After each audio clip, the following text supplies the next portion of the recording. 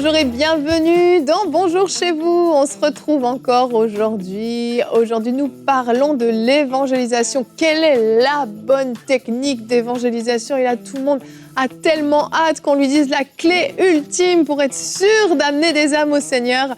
Eh bien, je vous le dis tout de suite, il n'y en a pas, mais il y a une bonne motivation. Yvan, il commençait à transpirer à côté de moi, mais il y a une bonne motivation, c'est l'amour. Et si le moteur, c'est l'amour, la technique sera forcément la bonne. Donc aujourd'hui, je suis avec Aurélie et avec le pasteur Yvan Carluère. Je te représente très rapidement, pasteur de l'église MLK à Paris. Comment vas-tu, Yvan? Très bien, Ça va très bien. heureux d'être avec vous. Oui, aujourd'hui encore. On va passer une belle semaine ensemble avec plein de différents thèmes super intéressants. Et aujourd'hui, tu feras une rubrique famille et tu vas parler aux parents d'ados. Est-ce qu'il faut forcer son ado à venir à l'église ou plutôt comment le motiver à venir à l'église? C'est bien ça? Ah ouais, puis c'est compliqué, hein, Ah ouais. parce qu'on les aime, on a envie qu'ils avancent avec Dieu, et on se dit, est-ce qu'il faut qu'on soit plus dur ou plus cool? Et même de deux ados qu'on a, C'est pas pareil. c'est pas pareil. Ah. Donc c'est comme les techniques d'évangélisation, s'il y avait une technique pour obliger, on va devoir être obligé de dépendre de la psychologie et du Saint-Esprit. Tout à fait. Un mélange des deux.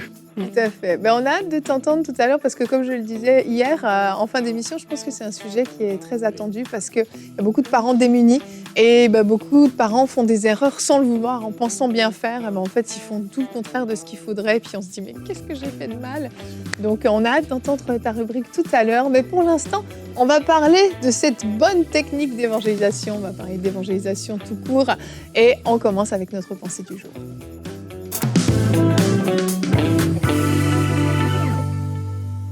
Alors, on est tous appelés à prêcher l'Évangile, à parler du Seigneur dans notre environnement. Et comme on l'a dit, il n'y a pas de bonne technique. La technique ultra sophistiquée qui fera toute la différence, ce n'existe pas. Par contre, je vais vous partager 6 choses importantes qui pourront vous aider comme ça à parler du Seigneur à vos proches ou aux personnes que vous rencontrez. La première chose, c'est que l'évangélisation, ça commence par une collaboration avec le Saint-Esprit. Dans Actes des Apôtres, le livre où on a vu le plus grand nombre de conversions, le Saint-Esprit est descendu sur les apôtres et cela a entraîné des conversions à grande échelle. Et c'est la direction du Saint-Esprit, qu'on lit Actes des Apôtres, qui a été la clé principale pour gagner des âmes à Christ, en fait. Donc, il est important ici de ne pas juste le faire, parce que plusieurs personnes vont sortir pour évangéliser, mais c'est la direction, en fait, que le Saint-Esprit donne qui est garant de l'évangélisation. C'est pas la sortie en elle-même dans le cas des personnes qui sortent, en fait. Donc, vous-même, vous pouvez évangéliser, vous pouvez parler du Seigneur, mais le plus important, c'est de chercher la direction du Saint-Esprit. La deuxième chose que j'aimerais partager avec vous, c'est que les âmes s'accouchent dans la prière. Entre guillemets, le mot « accoucher ». Les apôtres, on voit aussi qu'ils ont prié pour gagner des âmes. Ils étaient dans la chambre haute avant la Pentecôte et tout au long de leur ministère, même lorsqu'ils étaient menacés, ils priaient. Seigneur, vois leurs menaces et donne à tes serviteurs d'annoncer la parole avec puissance pour qu'ils se fassent en fait d'autres disciples. Donc on voit ici que dans la prière, ils ont vraiment été présents pour pouvoir toucher les cœurs des gens quand ils leur parlaient de l'Évangile, quand ils proclamaient Jésus-Christ. Troisième chose, c'est que l'évangélisation n'est pas obligée de se faire d'une seule manière. Alors, il y a tellement de manières d'évangéliser aujourd'hui. Il y a des personnes qui aiment aller dans la rue pour parler un à un avec des gens, d'autres c'est par des œuvres sociales, d'autres vont le faire dans le métro, d'autres vont faire avec un haut-parleur dans certains endroits stratégiques. Certaines personnes vont organiser des événements pour évangéliser. Même dans votre boîte à lettres, vous allez retrouver des prospectus, des personnes vont peut-être venir cogner à votre porte. Bref, il y a tellement de façons de faire dont je vous encourage à ne pas chercher forcément à imiter quelqu'un, mais à voir ce qui vous correspond le mieux et de le faire tout en sortant de votre zone de confort. Moi-même qui vous parle, un jour j'ai demandé à Dieu, aide-moi à évangéliser. Avant, je sortais beaucoup à Montréal pour évangéliser dans les rues.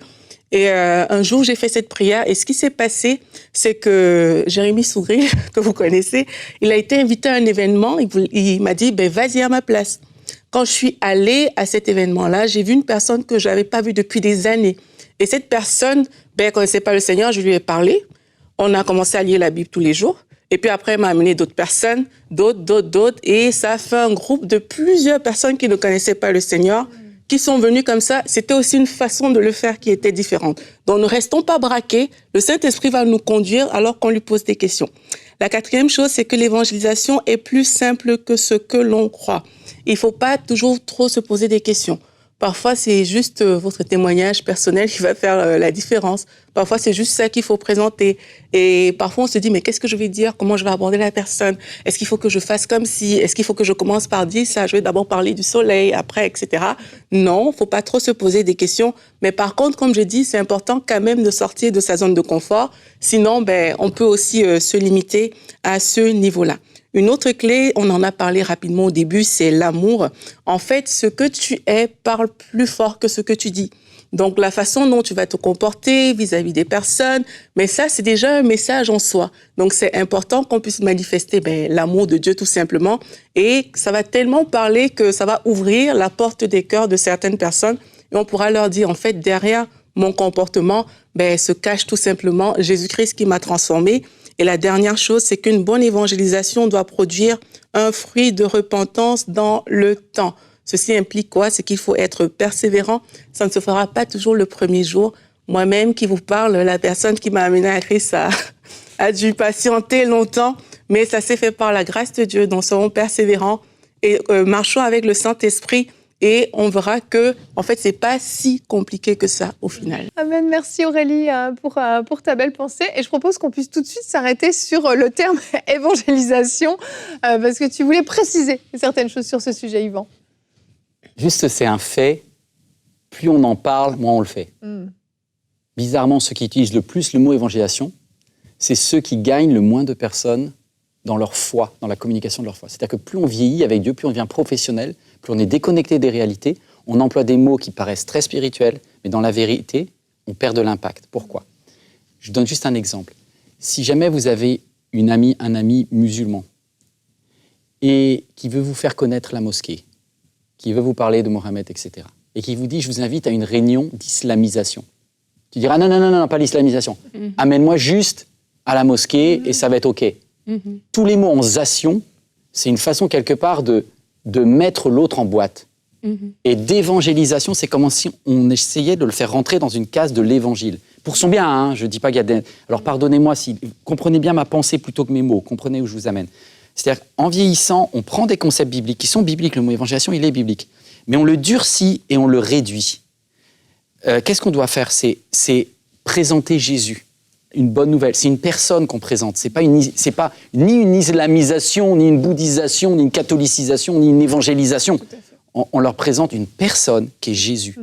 Et c'est là où on peut leur donner envie de connecter avec quelqu'un qui change nos vies. Et ça, mais ça change tout. À partir du moment où on rentre dans une attitude, je dois gagner des âmes, les âmes deviennent des numéros, les âmes deviennent des objets. Absolument. C'est pas ça qu'on est appelé à faire. On est appelé à partager notre foi à des personnes qu'on aime et à qui on veut passer l'éternité avec elles. Exactement. Et c'est pour ça que, tu vois, au début, je disais, il n'y a pas de technique, mais il y a une motivation. Oui. Parce qu'en fait, s'il n'y a pas l'amour derrière, si on fait les choses juste par devoir, finalement, l'objectif derrière aura juste été de soulager un petit peu ma conscience, de me dire, j'ai parlé de Jésus à 5 personnes aujourd'hui, mais peu importe le résultat. Alors que mon objectif, c'est pas ça. Mon objectif, c'est qu'il y ait vraiment des gens qui puissent connaître Jésus-Christ, comme j'ai eu la grâce de le connaître. Et comme tu le disais dans ta pensée, Aurélie, des fois, ça peut prendre du temps. Et puis, ça peut prendre toutes sortes de formes. Alors, bien sûr, il y a des gens qu'on va croiser une fois dans notre vie, qu'on ne reverra plus jamais. Le fait d'avoir pu semer une parole qui peut peut-être changer leur vie dans 5 ans, c'est extraordinaire et ça vaut la peine. Mais il y a ces gens aussi qu'on approche de nous et qu'on côtoie jour après jour. Et là, si on y va à coups de marteau, forcément, on risque de fermer la porte.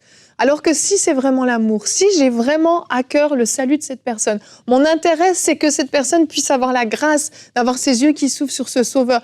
Je vais y aller avec tellement d'amour, une passion, mais une passion qui est modérée parce que je veux pas le perdre, parce que je veux pas le brusquer, je veux pas foncer dans le tas, puis je veux surtout que ça fonctionne. Donc, mon objectif derrière, c'est Saint-Esprit.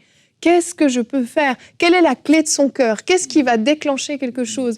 Et dans certains cas, peut-être les dons de l'esprit vont m'être utiles à ce moment-là. Mais dans certains cas, peut-être que d'aller l'aider dans son déménagement va toucher son cœur d'une façon beaucoup plus forte que les mots que j'aurais pu dire. Parce qu'encore une fois, j'aurais été motivée par l'amour, pas dans le but de rajouter, comme tu le dis, un numéro à l'église. Et c'est là où il faut faire un petit peu attention. Puis je pense qu'avec nos enfants, des fois, c'est aussi l'erreur qu'on peut faire. Donc je te propose, Yvan, qu'on puisse enchaîner tout de suite. On va aider les parents d'ados. Qu'est-ce qu'on fait en tant que parents d'ados quand nos enfants n'ont plus trop envie d'aller à l'église? On en parle tout de suite dans la rubrique famille.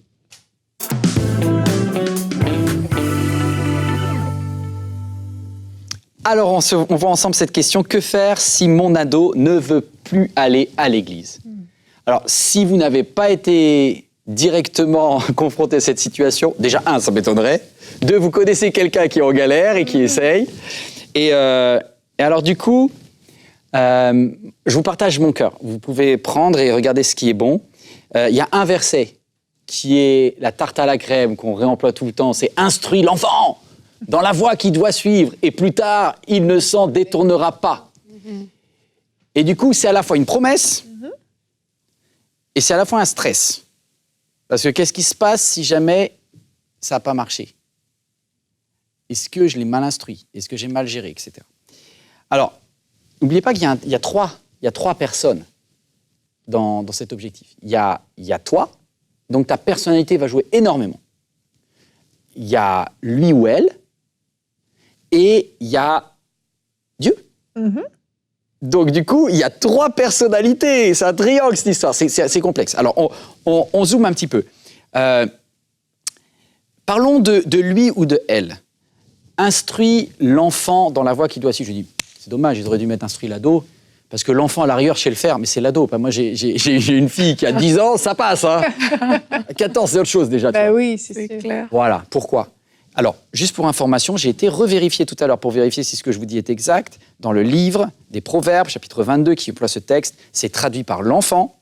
En hébreu, c'est Nahar, qui en fait se traduit probablement mieux par jeune homme ou par serviteur.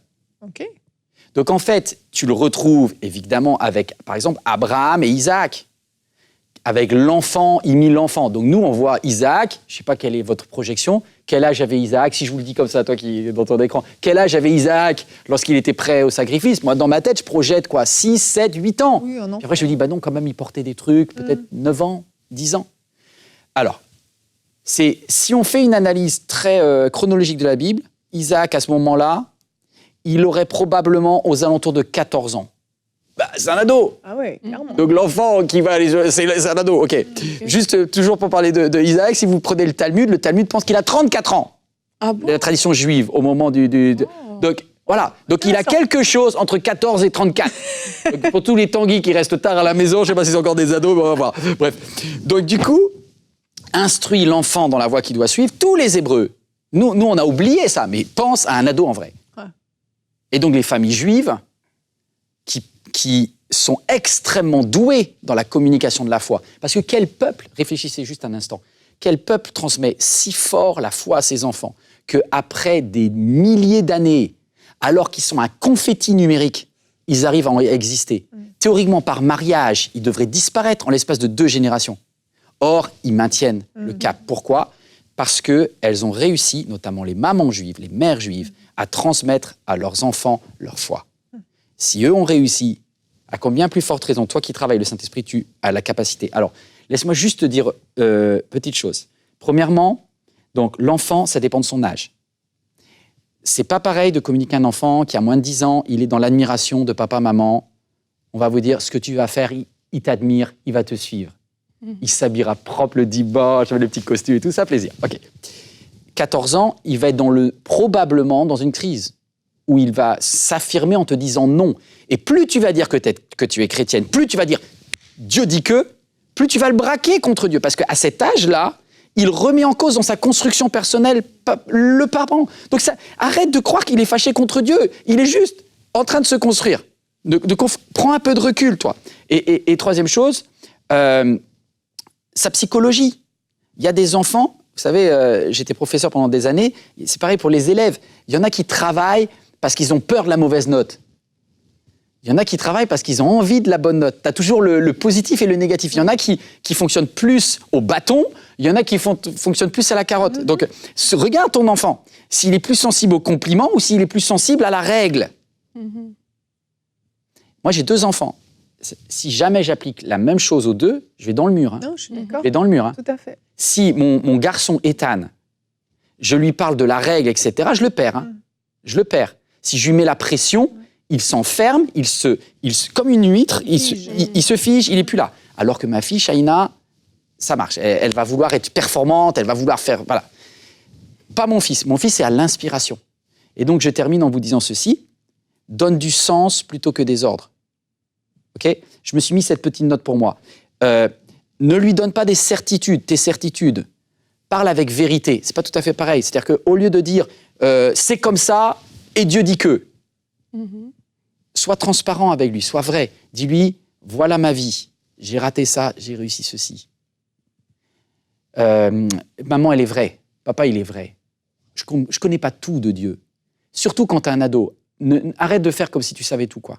Et c'est pas facile. Et je pense notamment à tous ceux qui sont les papas africains là, qui disent « Ouh, ils montrent nos faiblesses et tout ». Si, c'est important aussi. Parce que là, tu vas le gagner à jamais. Tu t'inquiètes pas. De toute manière, il sait tes défauts. Il te les dit plus. Et toujours beaucoup plus inspiration que moralisation. Voilà. C'est pas à force de paroles que vous serez exaucé. Ben, c'est vrai aussi avec l'enfant. C'est pas à force de paroles que tu arrives à le convaincre. Non, ça, c'est sûr. Donc, moi, après, on va aller en discussion, mais on va donner encore quelques tips pour pouvoir aller mieux. Allez-y. Ben, moi, tu vois, ce qui me fait toujours réfléchir quand on aborde ce genre de sujet, et la question qui ressort souvent, en tout cas à l'église, des mamans viennent me voir, des papas même des fois, c'est « il veut pas venir, est-ce que je le force ou pas ?» C'est le thème de ta rubrique, hein, mais jusqu'à quel point je dis bah, « ok, écoute, tu peux rester à la maison ». Et puis en fait, non, je veux que tu viennes. Tu vois, c'est au-delà de... Je comprends tout ce que tu dis au quotidien, on l'inspire et tout, mais quand tu arrives le dimanche matin mais ça et que dépend de ton l'âge. ado, il veut pas sortir du lit, c'est compliqué quand même. Hein. C'est qui ton ado? Bah, je sais pas. Allez, on va commencer, on va parler de 13 ans. On va prendre les plus jeunes là. Parce que je suis d'accord que ça dépend de l'âge. 13 ans, comment on fonctionne? 13 ans versus 17, on peut faire.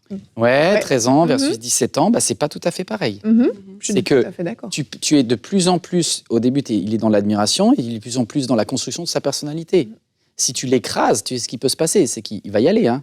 Il va tellement détester l'Église que tu le paieras jamais. C'est sûr. Mais en même temps, si tu le laisses libre en disant allez, vas-y, tu fais ce que tu veux. Regardez, aujourd'hui, la foi catholique, par exemple, en France, en Europe en général, ils ont tellement laissé la liberté que si tu ne donnes pas à l'enfant le goût de la nourriture, le goût de la bonté de la relation avec Dieu, il ne va même pas y aller. Ouais.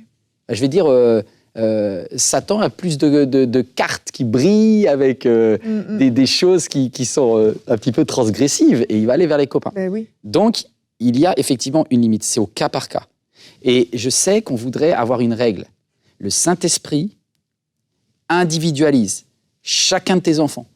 Tu dois avoir une révélation personnelle. Tu vois, tu as peut-être regardé cette émission parce que tu dis « je veux avoir la réponse ». Moi, je te dis la réponse, tu ne vas pas avoir une réponse vraie pour tous les ados de France, d'Afrique, de Canada, d'Amérique latine et d'Asie. Tu dépends de la culture, ça dépend de sa psychologie, ça dépend de toi. Et tu vas devoir faire l'effort de demander au Saint-Esprit, un à un, pour lui, pour elle, papa, qu'est-ce que je fais? Vraiment. Parce que c'est un triangle. Ok, je vois mes idées, mais ses idées à lui, mais toi, tes idées. Juste une chose peut-être, Yveline et toi, Aurélie, mais pour moi, c'est important, c'est que au début, c'est ton enfant, et après, c'est un être adulte. Quand il va être adulte, tu es obligé de lâcher. Mais oui. Tu quitteras ton père et ta mère, puis c'est parti. Tout à fait. Mais à l'ado, il y a quelqu'un de plus important que toi, que plus important que moi, et je parle à tous les parents. Ce sont ses amis. Et entre 14, 15, 16, 17, c'est le moment où les amis sont la référence et l'importance de l'ami et de leur discours va passer devant la vie des parents.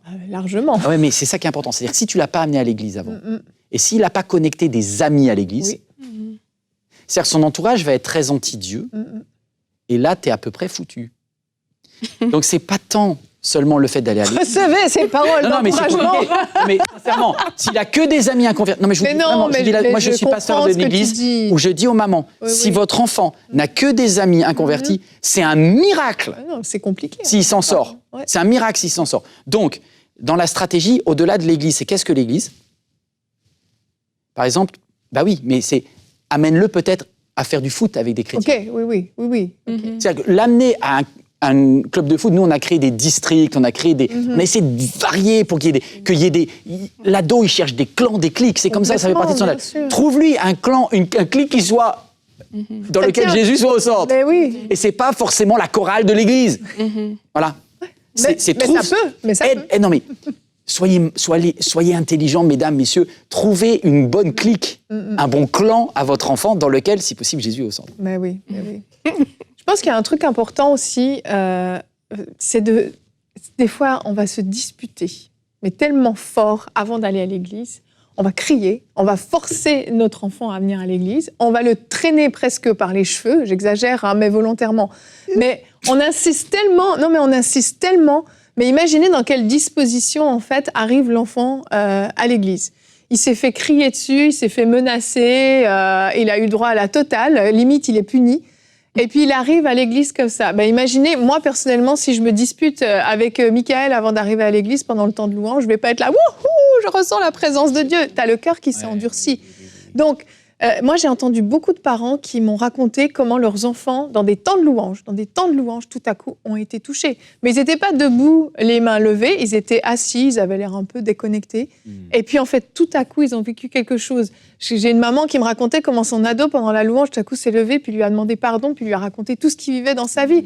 Parce qu'il est en contact avec la présence de Dieu, Dieu peut intervenir dans son cœur. Mais s'il arrive avec le cœur fermé, rempli de colère, fâché, les bras croisés comme ça, même si le Saint-Esprit essaie de rentrer, ben, ça passera pas en fait. Donc je crois que la façon dont on va les amener à l'église va être hyper importante.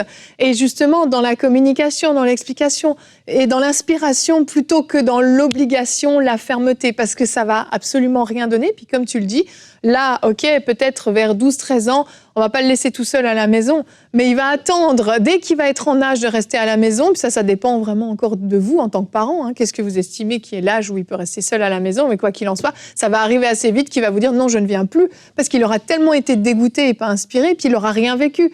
Parce qu'il aura souvenir de ces temps de louange où il est en train de ruminer combien il nous déteste. C'est horrible à dire, mais c'est des choses qui arrivent. C'est pour ça que les amis, c'est votre relais, c'est votre chance. Ses amis à lui. Donc, si tu peux pas influer sur le style de louange, le prédicateur et tout ça, essaye d'influer. Et je voudrais dire, peut-être la meilleure solution, c'est choisis un camp de jeunesse, un camp d'ado, etc. Ça, c'est la clé. Ça a sauvé tellement de situations dans lesquelles il y a du fun, des activités et des bons messages aussi. Moi, j'avoue, hein, j'étais forcé. Hein. À 15 ans, moi, ma sœur, elle m'a inscrit dans mon dos. Je l'ai détesté. Les 3 premiers jours sont toujours horribles, surtout quand t'es ado, parce que t'es mal dans ta peau, etc. Sûr, Puis après, passer le drame, tout le monde survit. Hein. Tout le monde apprend à nager une fois qu'il est dans l'eau. Hein. Au bout d'un moment, il faut survivre. T'as pas trop de séquelles, ça va? Un peu. Tu vois, j'ai des problèmes des fois avec la religion encore. Mais si jamais ils tissent des amitiés... Mais oui.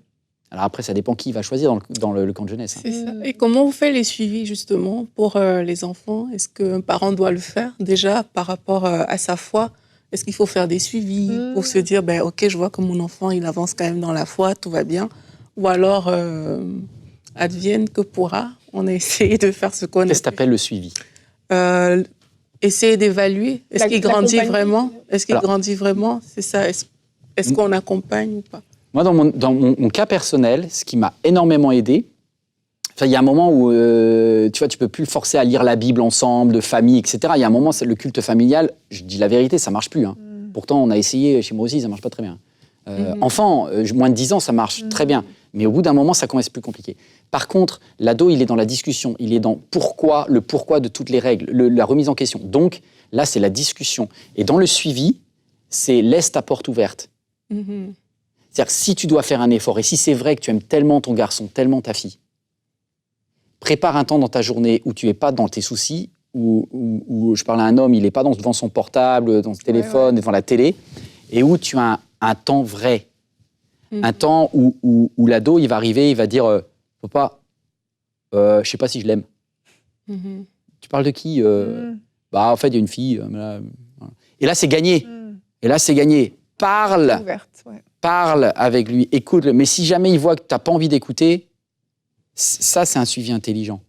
Avoir une porte ouverte à tout moment, parce qu'il y a un moment où il a besoin, même s'il te rejette dans plein de choses, il dit, tu peux me donner un conseil quand même. Mais oui. Et puis même, tu dis, je ne sais pas si je l'aime, mais en t'écoutant, je me disais, mais il peut aussi nous demander, mais je ne sais pas si j'aime Jésus, je ne sais pas si je crois en lui, je ne sais pas si... Oui, bien sûr. Parce qu'il y a des grandes questions aussi par rapport à la foi. Parce que quand on est enfant, on a suivi le Dieu de nos parents, il faut dire ce qui est, c'est pas encore vraiment notre Dieu. Ça devient dur pour les parents. Mais c'est dur, la parentalité, Aurélie. Il a parlé de contraintes au début, quand on dit instruire l'enfant selon la voie que tu dois suivre, que du coup, ça met un peu les parents dans une position délicate. Mais là, du coup, c'est la même chose. Ça devient comme un peu plus difficile quelque part. Je le dis parce que je connais plein de parents qui... Eux-mêmes, ils ont connu le Seigneur plus tard. Ils veulent que leur enfant ado, justement, rentre à l'église et tout. Mais ils n'ont pas pour eux une si grande connaissance que ça. Tu vois, du coup, l'enfant vient comme ça, avec une question que toi-même, tu ne connais pas forcément. C'est génial, oui, c'est clair, mais complètement. Okay. Oui. Si tu connais pas, et tu dis, je vais réfléchir avec toi. Ouais. On va chercher la réponse ensemble. On prend une feuille. Oui. Ça. T'as trouvé une idée, là? Ce pasteur, il dit ça. Ouais, mais l'autre, il dit ça. Ah! Comment ça? Trouver. Ouais. Ça, c'est génial. Là, tu bâtis avec lui. Ah oui. Ouais. Je vois ce que tu veux dire. On est vulnérable. Et encourage-le. Il va être trop fier. Vraiment. Moi, j'ai ma maman. Elle l'a pas fait par manipulation, mais elle était tellement intelligente. C'est-à-dire qu'une fois, tu vois, elle me dit, donne-moi une parole de Dieu. Moi, j'ai bredouillé quelque chose. Tu vois, elle me dit, je vais pas bien, j'ai besoin de ton aide. Toi, d'habitude, toujours en tant que parent, je vais t'expliquer, etc. Ma maman, elle m'a dit, Yvan, aide-moi. Le truc est inversé. J'ai 13 ans, elle en a 40 et quelques. C'est quoi le problème? Eh bien, je lui ai donné une parole, parce qu'elle allait très mal, elle avait une dépression nerveuse, et je lui ai dit, je lis un texte de la Bible, « L'Éternel est ma lumière et mon salut. De qui aurais-je crainte? L'Éternel est le soutien de ma vie, devant qui tremblerais-je » Il y avait un problème de famille terrible par rapport à son frère, etc. Elle s'est arrêtée, elle me dit, « Tu m'as donné une parole de Dieu ?» Wow. Moi, je suis arrêté. Wow. J'étais le roi du pétrole. Je me suis gagné au loto. Là, j'ai gagné la Coupe du Monde spirituel.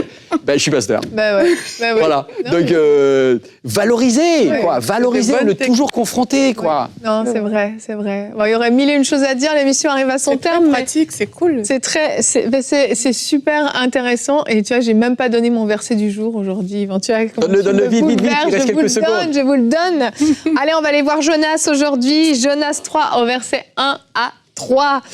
La parole de l'Éternel fut adressée à Jonas une deuxième fois. « Lève-toi, va à Ninive, la grande ville, et fais-y la proclamation que je t'ordonne. » Jonas se leva et alla à Ninive, conformément à la parole de l'Éternel. Pourquoi ce verset?